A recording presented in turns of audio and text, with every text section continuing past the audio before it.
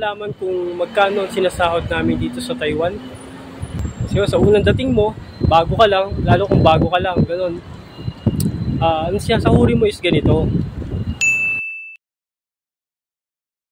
Ngayon, kung magkakaroon ka na ng OT, magiging ganito na siya. Pwede na rin, malaki na rin yan guys.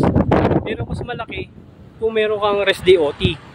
Pero kasi ngayon dito sa amin, sa company namin ngayon, wala kaming rest day OT.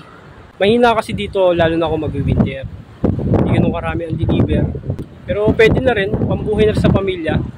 Kaysa naman sa kinikita natin dati sa nung nasa Pilipinas pa tayo. Try nyo mag-Taiwan guys.